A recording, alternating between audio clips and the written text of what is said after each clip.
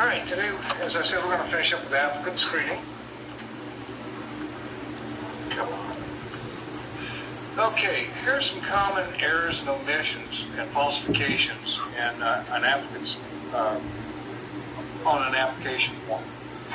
Sometimes they actually forget to sign the thing, you know. You want to check that. Now, the application date is very important. The applicant is only responsible for information they provide you up to the date of the application. Anything that occurs after that is outside what you can ask for. If you invite an applicant to an interview, you can only ask them about things that happened at the time they applied or before. You can't ask them about the intervening time, okay? Something to keep in mind. Education. Approximately 5% of all professional applicants falsify some aspect of their educational background. They do things like list schools but omit the dates of attendance. That's not really a falsification. They just get old like me and forget when they graduated. Or they list diploma bills. You see them all the time on the late night TV show. We can get you a bachelor's degree in nuclear science. All you do is sit at a box stop at $2. So you want to be on the lookout for those type of things. Or they'll even make up schools and don't even tell you where the schools are at. University of Wiesbaden, somewhere in Europe, okay? Or they'll actually list recognized schools where they never attended. Or claim they graduated from schools where they attended for a short time but really didn't complete the program. And the biggie is they'll actually assume the name and degree of a bona fide graduate. They'll research the classes that are graduated from their age group, and they will submit that as they'll change their name, get a false identity, and try to get a job as a nuclear scientist whenever they never even graduated high school. That's more frequent than you would think possible, but it does happen. Okay, some of the things you want to look at is criminal records. You can't discriminate if they went to jail, you know. Remember we said you can't ask them if they've ever been arrested, but you can ask them if they've been convicted of a crime. You want to look at that. If they leave it unanswered, you want to ask about that during the interview process. Or they have employment gaps. They simply forget to list employment. Maybe they left a company under a cloud. You know, they finally got fed up and told their boss to take a hike. And they know they're not going to get a good reference, they'll leave that one out. But you want to ask about it. Where were you working from 2002 till 2004? You want to look at people who say they had their own company or are working for an aunt, an uncle, their dad, their mom, whatever, and make sure they were actually employed there doing work that they said they were doing, okay? This is a common practice whenever they're trying to cover the gap in their employment history. So you want to look at that and follow up on it. The good news is we're restricted on what we can ask before we give them a job offer. But once we make them an offer, we can fill in the blanks. No restriction on what we ask once an offer of employment has been made. Resignation should never be taken in lieu of an application. You should always have to fill out an application in detail. However, it is a good source of information to build your investigation on. So you want to keep that, okay? And review it like you would an application. Now we've got the applicant in, we're thinking about hiring them, we need to do our pre-employment investigation. This is called a background investigation. The purpose of the background investigation is to verify the accuracy and completeness of a candidate's statement. So the first step is to get the application look at it, make notes of any omissions or suspect items that you want to follow through with. You must develop relevant information concerning the candidate. By relevant, I mean it has to apply towards the position they are seeking a job in, okay? If they are a plumber and you're going to hire them as a maintenance guy doing plumbing in your facility, you don't want to know about their financials, okay, so much. You want to know things like the companies they work for, how good were they, any employee reviews that you can get a hold of, things of this nature. But it has to be relevant to the position. All the information on the application is relevant to the position.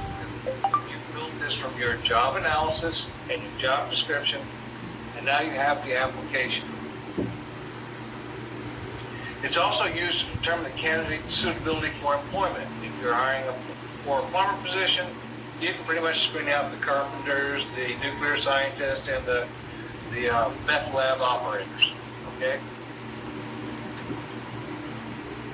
As a general rule, you want to complete your background investigation before you give them a job offer. Now, sometimes you have to have something filled really quickly. You give them a contingent job offer saying you have to jump through these hoops before you be fully qualified to stay on the job. There's usually a probationary period, sometimes 60 days, 90 days, or 120 days. If something comes, if you hire them before you complete your background investigation, you tell them up front, we're going to complete our investigation. You're on probation from this amount of time until we complete our investigation. If something disqualifies you is found during the investigation, you're going to be shown the door. Or you're going to be given an opportunity to correct it, whatever it is.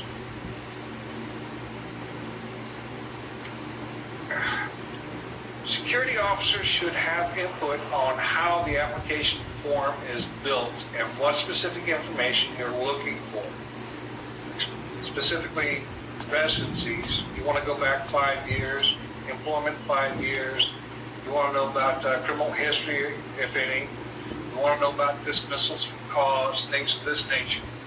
Okay, so you want to put those types of things on an application. Now, if y'all all think back to whenever you signed up for your current position, wherever it is, you saw certain questions that, you know, have you ever been dismissed for cause? That's a legitimate question. Okay. It's generally not a disqualifier, but you'll see it on there. And that's a good security officer. They got that question on there. Application forms reveal substantial information pertinent to the investigation. Some key examples are names and variations of names. Why is that important? Well, you want to know if he's been known by an alias somewhere. If his name is Rockaway and he says he goes by Rocky, you want to know that. So whenever you introduce him around, this is Rocky. You want to know his citizenship. Is he authorized to work where you have your facility at?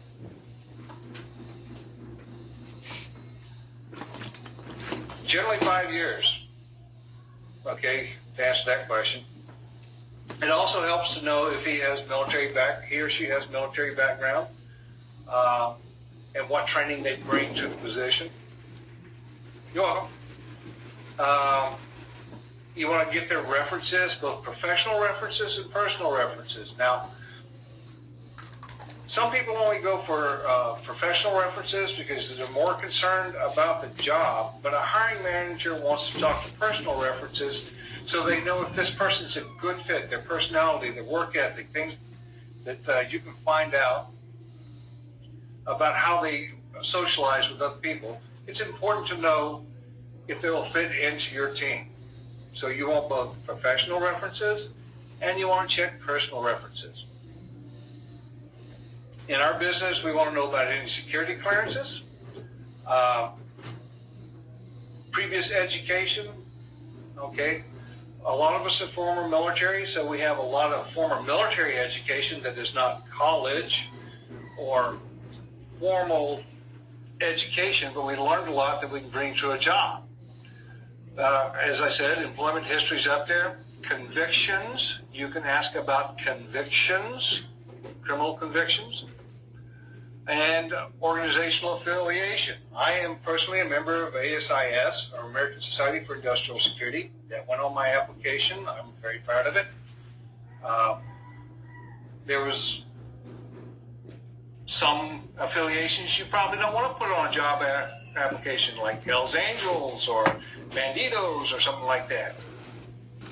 So that's part of your background investigation. And you can get that information from the personal references too. Well, how do you know the individual? Oh, we met at a bike rally down in Florida, and he's with Diablos and I'm with Hells Angels. Oh, good to know. And you want to check the residencies. As with employments, you want to go back about 5 years, make sure they show stability, they're not moving around a lot. And this is a great place to talk to neighbors that do them. Okay? How are they as neighbors? Will they fit into my team? What other information can I get? Now remember, you're looking at not only hiring this person for a job, but how well suited they are to fit in to that job and that job team. So all of this is relevant information. You don't want to ask about who he or she is dating, whether they're cheating on their spouse or anything like that, because that's really not relevant to the job. Okay? So keep the scope of your investigation focused on, can they do the job? Will they fit into the team? And are they likely to steal from me? That's all you need to do. Okay? All right. Focus on background investigation. Investigative coverage should include all or part of the following, depending on the job requirements. Check any available local security indices. Have they been booted out for their clearance? We go to JPAS, see if they had a clearance and they lost it.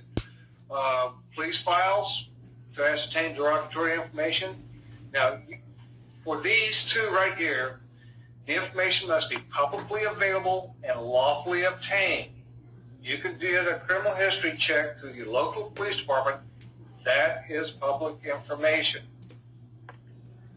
Now, if there were arrests on that, okay, but no convictions, you can't ask about arrest. You can only ask about convictions. There it is, right there, criminal history.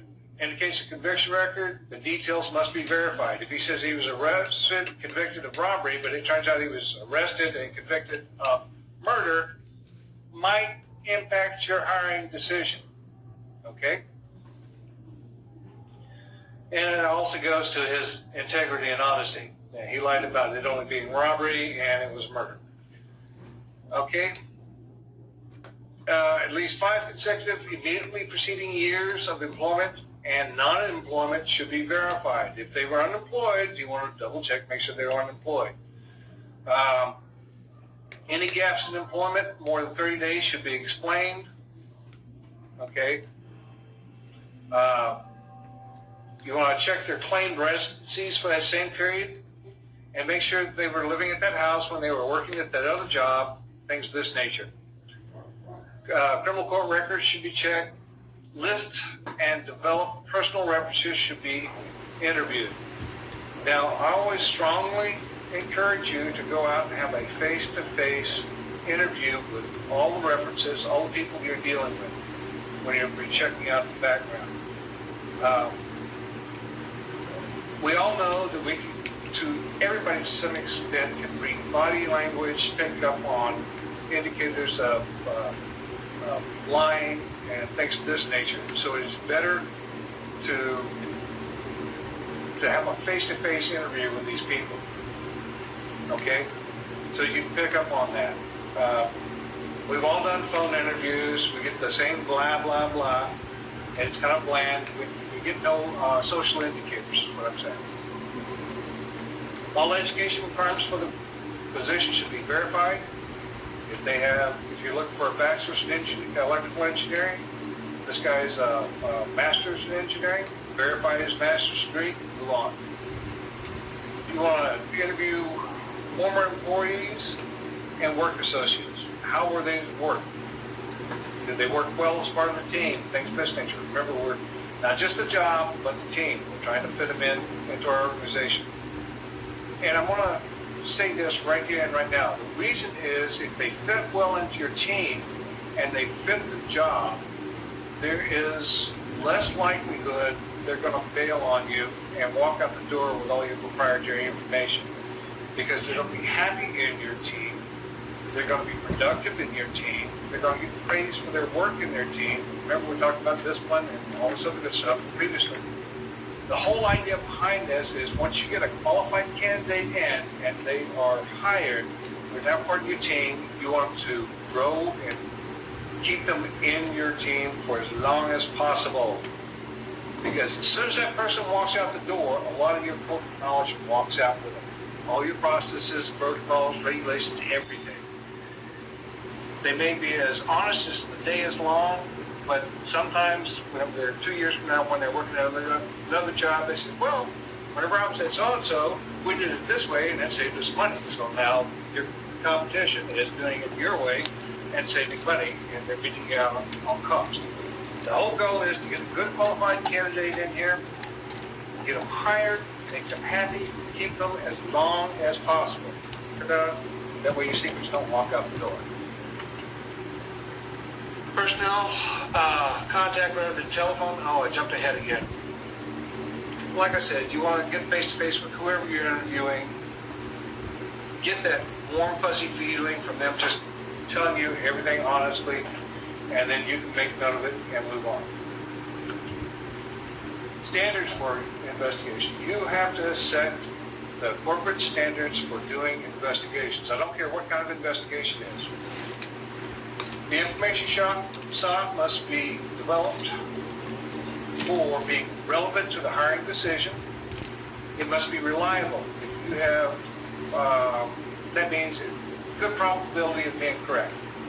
If you receive unfavorable information during your investigation, it must be confirmed by at least one other source. Okay? You can't just have one derogatory entry in there and let it go. It's got to be verified and validated.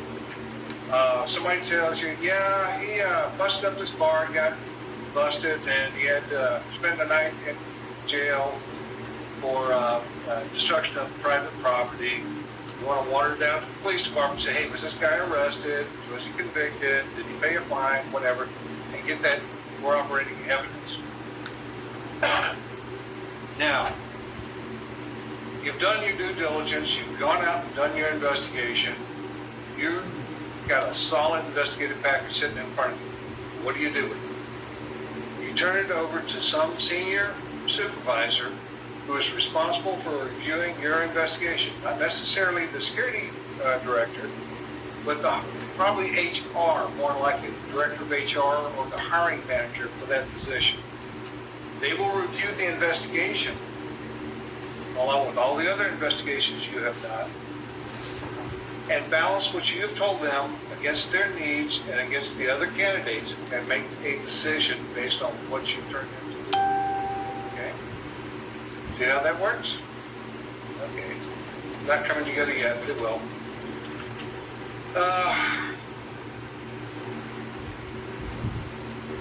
Contract investigating agencies. If you choose to go to an outside source for your investigation, most companies do this nowadays because it's more cost effective. We don't have investigators sitting around cooling their heels until we have to hire somebody. There's certain things you have to establish with this contract investigative agency. You should have a contract with them, be in writing, and you should outline your rules and regulations for doing your background investigations. It has to be the reason for the report, the nature of the investigation, and the basis for pricing the reports. If they're just doing a single scope background investigation, you got your price for that. If they're doing an in-depth for position of trust, it's going to cost a bit more. And you have to tell them how you want them to document their time. Okay? If we were doing the investigation, we know we want to sit down in front of our references and have a face-to-face. They have to account for that. Also, you want to make sure that this agency does not represent themselves as your company. They have to represent themselves doing an investigation for your company. But they cannot sit there and say, hey, we're Acme Tire Company doing an investigation into so-and-so.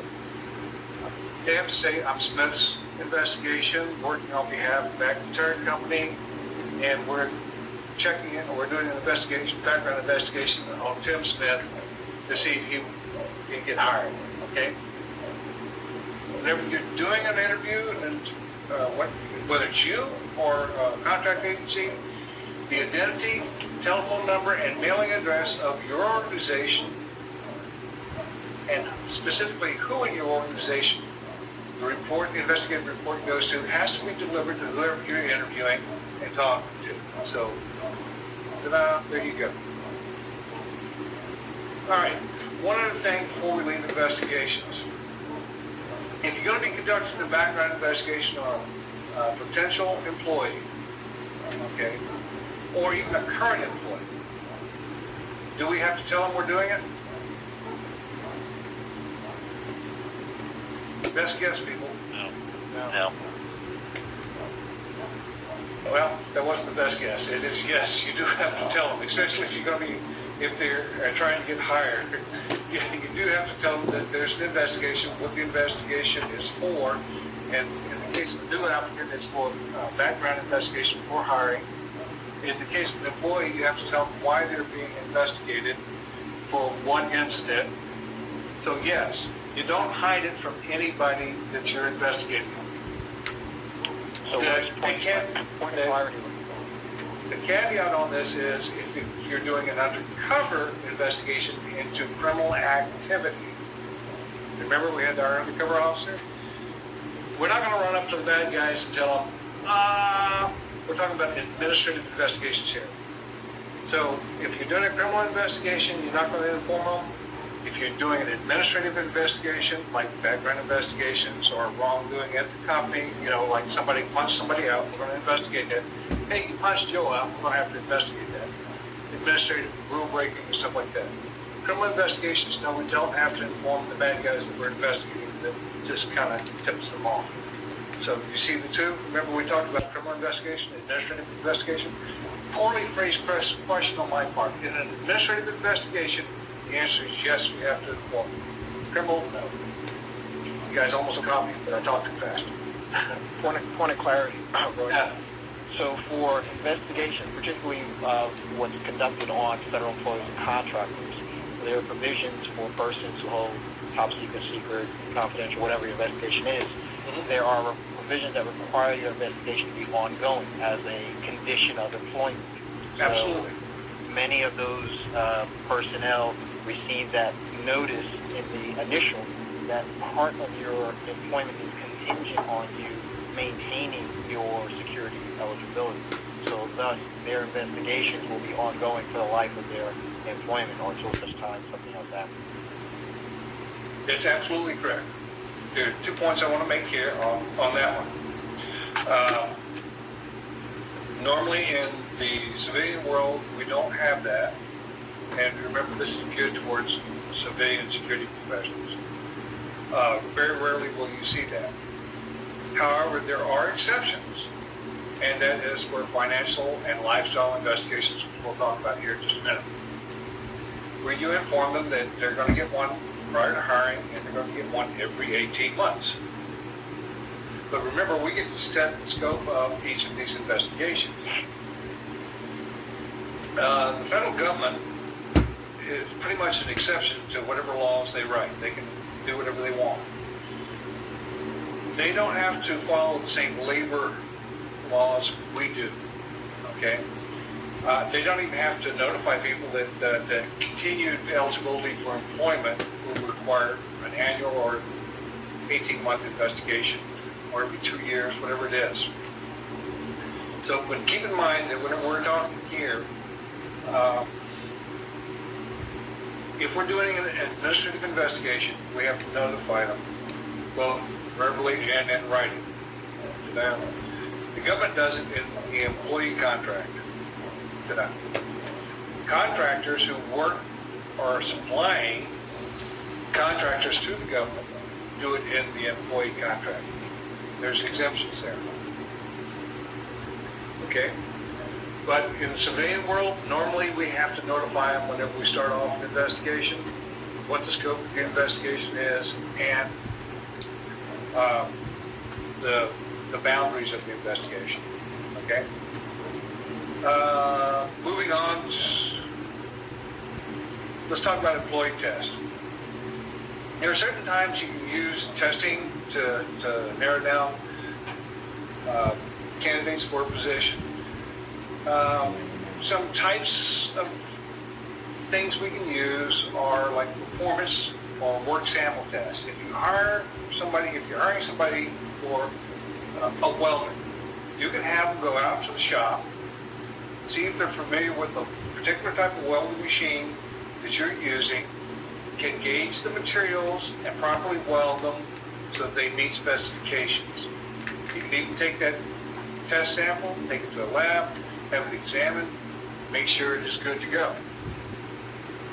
So that is performance or work sample test. Ability tests such as typing test, reading test. If you want to, if you're hiring a facility engineer, hand him a broom and see if he can sweep a floor. Okay?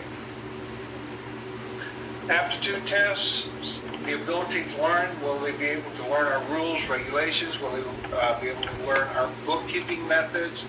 So you can give them tests on that. Hold on.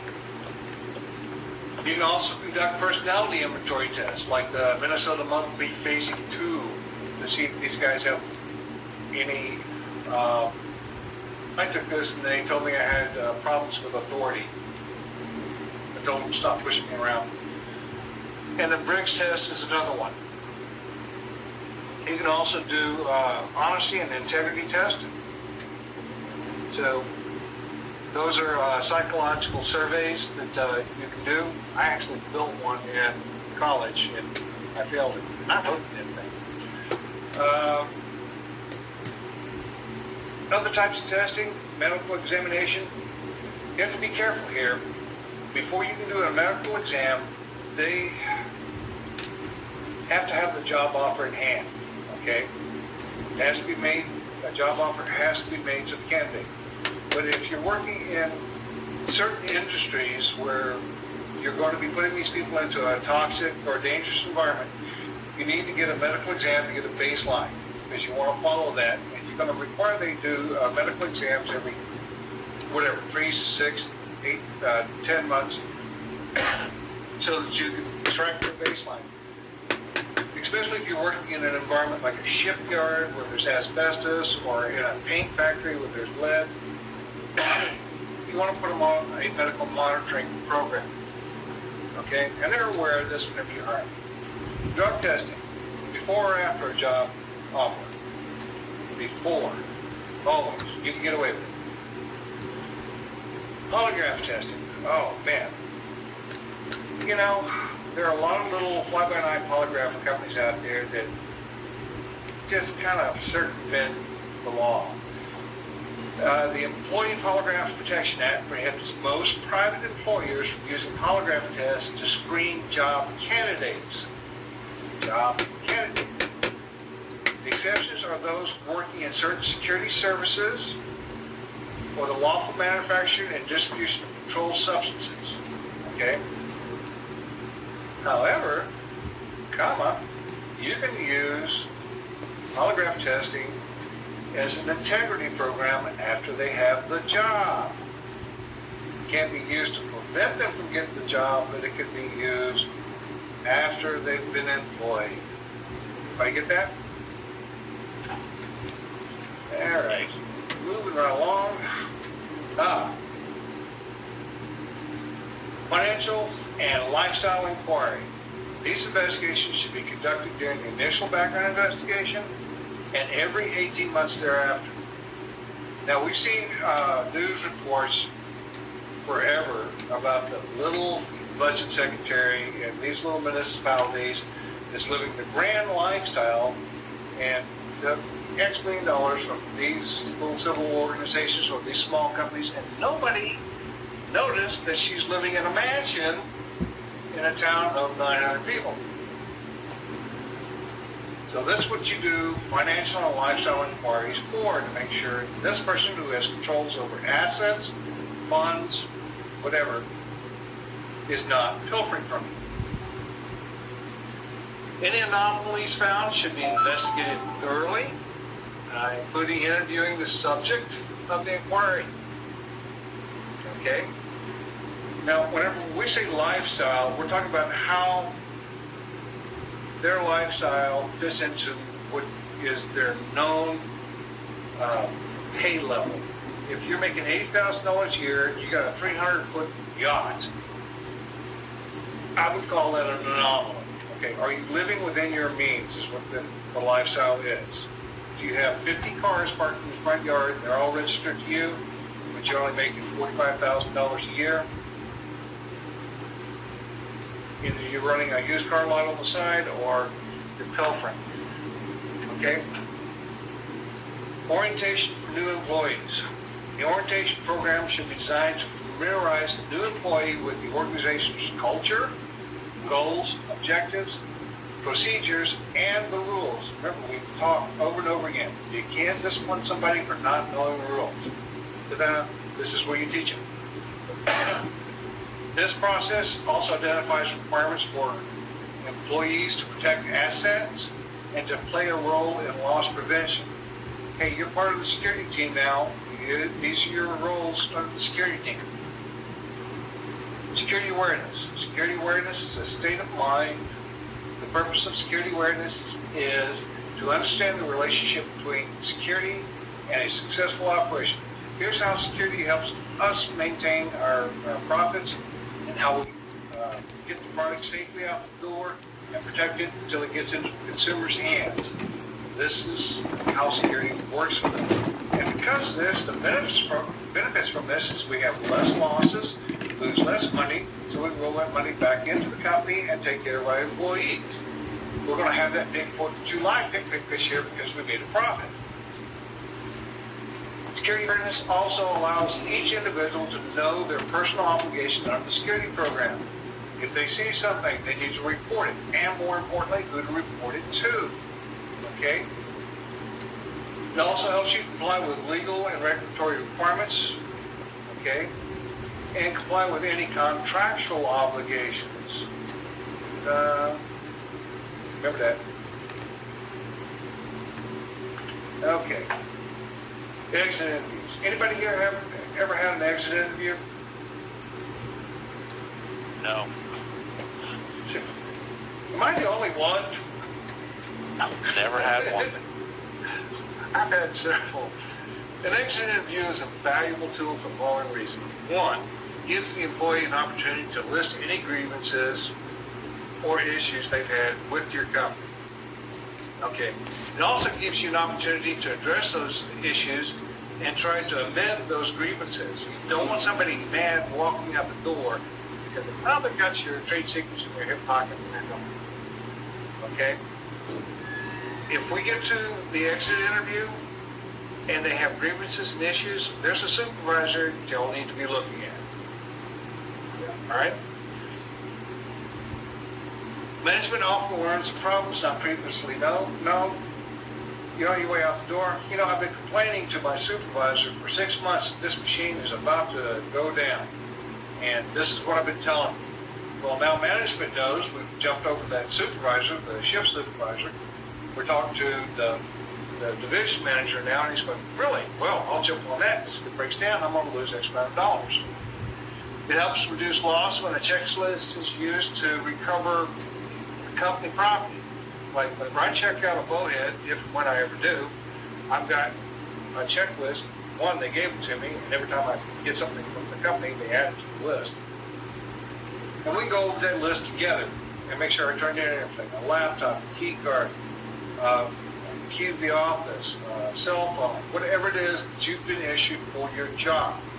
So you need that exit interview. Okay, all right, there's my laptop, there's my 2 key cards, there's my cell phone, everything's turned in. I won't send you a bill and I won't deduct it from your final paycheck.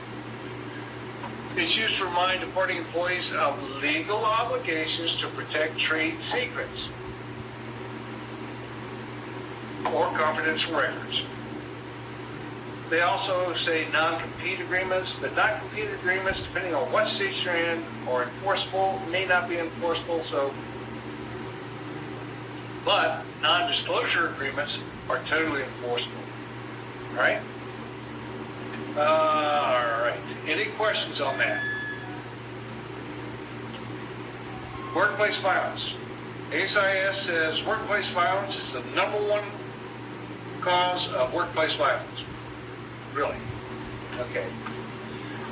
Protection method is to have threat management. Okay. A good example of threat management came out in the movie theater shootings in Aurora, Colorado. The school had a threat management team. It followed their protocols, and unfortunately, all they could do was get him off campus. Once he was off the school, we had no mass shootings in school, but they left him flapping in the breeze. There was a professor involved with his evaluation that went to a police officer, made her concerns known to him, and the ball kind of got dropped.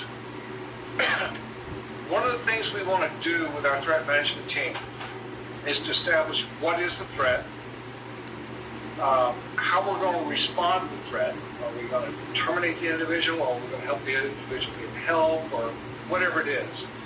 We're going to put our roles and responsibilities down in writing. First stop on this, again, is pre-employment screening. Somebody just out of Alcatraz who was there for being a serial murderer might not want to hire and put him on the production team down on the factory floor. I'm just saying, it's your company, you're the security director, you do what trips your trigger, but I wouldn't do it. The other thing we can do is access control. A lot of the workplace violence happens with somebody from outside the facility getting in because they have a personal grievance with somebody in that facility. That could be anything. I think the most recent one I heard of is a estranged boyfriend went into a hairdressing shop, shot not only his now ex-girlfriend, but her boss too. So access control and other security measures need to be in place to prevent this. We're talking about if one of your employees has an ex, or their husband has gone off on a loony trip and not expected back anytime soon, we need to let security know that these people are not granted access to the facilities. Okay? We need to protect the individual. Remember, part of our job as security professional is to protect our employees as well. Okay? So we need to have access control measures in place, very rigid, and especially if we have somebody that is threatening one of our employees, we need to know about it and keep them on the barred list. You can also have things like magnetometers, hand wands, whatever it takes to make sure nobody brings anything bad into your facility. Okay? And you can back this up with a fully disseminated written policy statement and reporting processes. Now, if Mary Smith is being threatened by her ex-husband to kill her or strangle her, and she has a restraining order against it, she should be able to come to you and say, hey, I have a restraining order, this is what he's done, this is what he's doing, here's a photograph of him. And your written policy should cover how you handle that. I'm going to notify the gate guard, I'm going to notify the building guard, and I'm going to notify the patrols to keep on the lookout for this guy, keep him out of the facility. And you need to institute incident management team. If something does go bad, it goes south, how do you handle it? It's just like your emergency planning. Do you have a plan for this? Do you have a notification system to put everybody in lockdown? You know, do you have a policy for shelter in place. What are your policies? You need to get that disseminated. And then let the emergency management team respond to the incident and contain it. And part of that is establishing guidelines for threat and incident management. Now, remember, go back to our emergency planning.